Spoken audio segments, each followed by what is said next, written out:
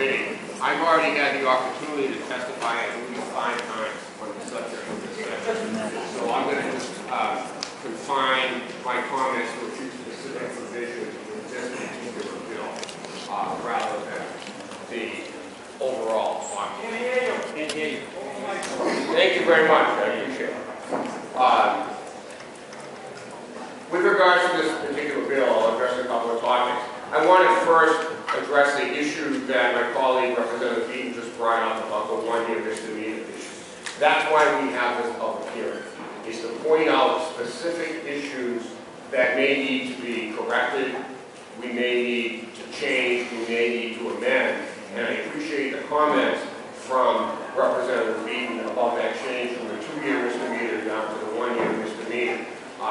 He had some excellent points. And I'm sure that between now and the time that this bill gets to the floor, I would be happy to work with this committee, as I'm sure Representative Eaton would be, to try to fix that. But let's not throw out the entire bill because of an issue like that can be easily remedied. Let me tell you why this is a good bill and why this bill deserves passage and quick passage. The beauty of this bill is that it doesn't propose one solution or 2 solutions or 3 or 4 or even 5. It recognizes that reducing gun violence is a difficult task and that there are different types of gun violence. There are gang murders, there are mass murders, there are domestic violence murders, there are suicides, there are accidental shootings. And each one of those different types of gun violence requires a different type of response. Sometimes even several different types of response. There are approximately 40 different provisions in this bill, and each one is designed in its own way to reduce gun violence, perhaps 1%, 2%, 3%, 4%. But you know what? You add up all those small percentages, and if we are so bold as to adopt all of them, we can reduce gun violence significantly. Massachusetts already has some good gun laws. We actually have the 2nd lowest rate of gun violence out of all of the states in this country. Second only to Hawaii. But there are some things that we can do. And the important aspects that this bill does is that it takes the so-called background check. And I say that so-called because basically what's involved in a Massachusetts background check right now is checking to see whether or not you've had an involuntary commitment to a mental health facility in the state of Massachusetts. Because we're not part of the national system presently, so we can't check to see whether or not you've been committed anywhere else. We're one of the few states presently that doesn't check it nationally. And then it compares with what your criminal record is too. But the reason that that is a limited background check is number one, if it's a private sale, and this bill does address this.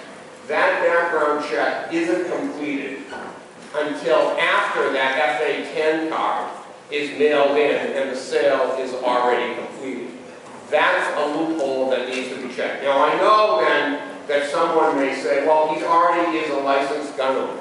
And if the seller and the buyer show their FID cards and the license to carry at the time of the sale, that's taken care of. Yes, that's correct. But remember that those cards are good for 6 years. And it's far from an up-to-the-minute background check that would be available at a licensed firearm. And that's why that provision in this bill is so important. There are a lot of other provisions in this bill that are important. I understand that some people may have a concern with changing the suitability requirement or actually imposing a suitability requirement on an FID card to get a license, to get a rifle or a shotgun, which is what an FID card would allow you to have. I want you to remember an incident that happened in one of our sister states. A gentleman purchased legally and underwent the same background check that is in place currently in Massachusetts. And he purchased a rifle and a shotgun in the state of Virginia. And shortly after that, even though this individual was known to have a long history of mental illness, he had never been committed to a mental health facility. And that person went into the Navy Yard in the District of purchased rifle and a shotgun, where he underwent the exact same background check, so-called, that you go through to get an FID card and purchase a rifle or a shotgun in Massachusetts. That's why a suitability requirement is necessary on an FID card in Massachusetts.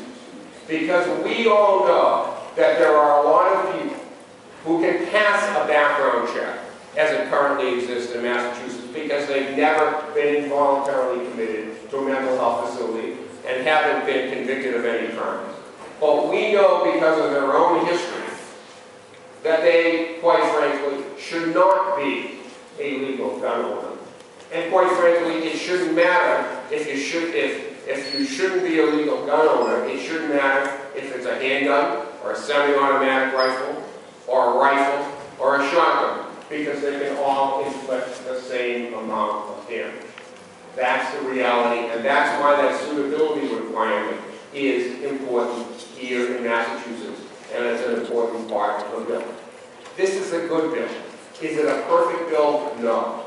It does, however, this bill, however, does increase penalties for a lot of gun-related crimes. And that's something that I would hope that everyone here can support. I would suggest two changes, however, that we can also make in this bill to make it stronger than that.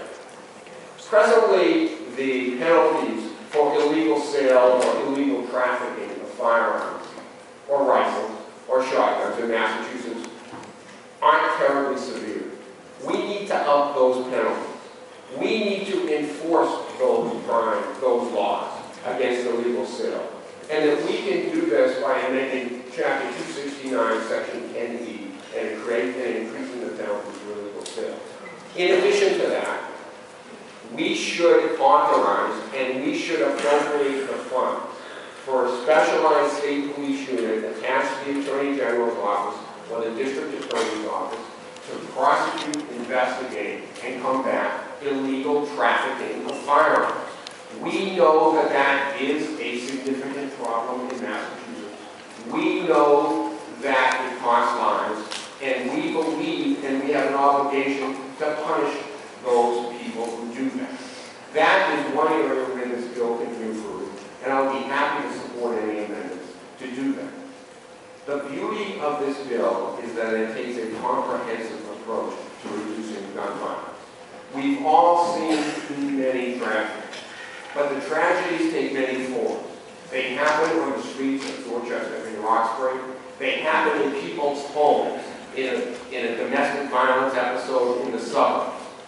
They happen in every town in suicides with guns of teenagers and others.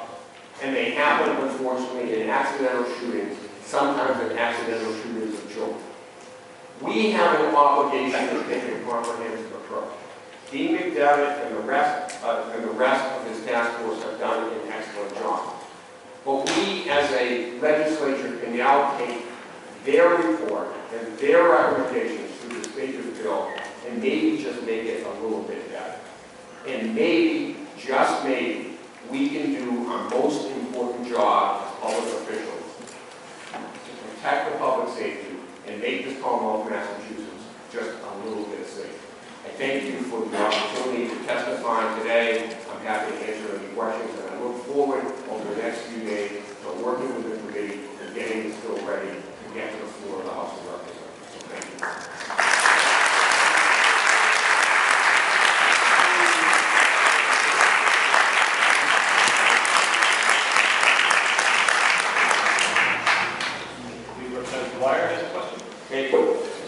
Representative Linsky, he has a very distinguished background as a prosecutor. I've known David for many years.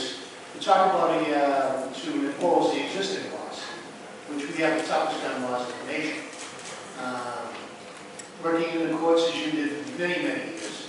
Just want your opinion on how Blackley Fox is working in the district courts. What can we do, Dave, to have the district attorneys and the court system itself enforce the Blackley Fox and the things that you know and I know need to be prosecuted under the existing laws? Thank you, Representative Dwyer. Here's a lot of misconceptions about Bartley Fox. People think that Bartley Fox means quite frankly. If you're in illegal possession of a gun, you go to jail for now 18 months. It used to be a year. That's a simple perception of it. But as a prosecutor, I know that there's a lot of qualifications to actually make it a conviction in Barclay Fox. The reality is, number one, it has to be a firearm under the law. A firearm under the law is a working handgun, essentially. A rifle doesn't count, a shotgun doesn't count. So if you have a rifle illegally without an FID card or license to carry, that's not a Barclay Fox violation right there. Secondly, under the law, there has to be essentially carrying that firearm or handgun outside of your home or place of business. So that if the police find you in possession of a handgun in your home, the way the statute's drafted, that's not a violation of Barclay Fox either. So that doesn't qualify for the mandatory sentence. And then third, there is what we prosecutors or lawyers would call aspiratation. There has to be an aspiratation requirement in the carrying. What that means is that you have to move it from one place to another, even slightly under the law. Well, that isn't always proven. The other reality is that frequently that's a charge that gets charged in conjunction with something else. Somebody commits an armed robbery, for example, while carrying a firearm. Well, they prosecute the armed robbery, obviously, and you may get several years in prison.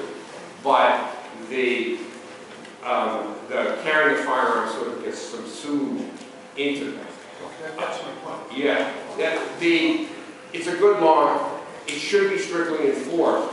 And when I was a prosecutor, quite frankly, I can remember 15 or 20 cases that I personally prosecuted where the person got the year at that time or the 18 months later. It does happen. But the reality is it's a very difficult case to prove under the existing statute.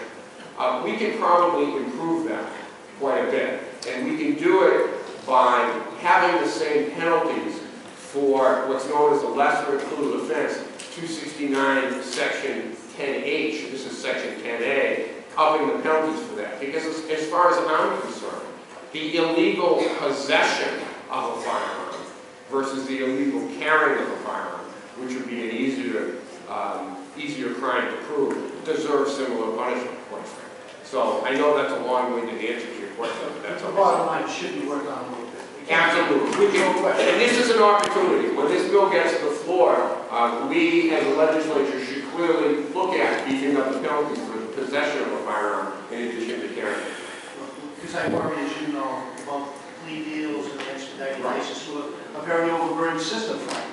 Right. But the overburden of the system shouldn't have any role into prosecuting under Barclay Fox. Absolutely. It should not be used as a tool to expedite cases. No, it shouldn't. In my mind, It sends a bad message. it sends a bad message, and in my mind, if you carry a firearm without a license, you should go to jail, period. Absolutely. Yeah. Thank you, Dave. Any questions from the panel? Thank you very much. Thank you, sir.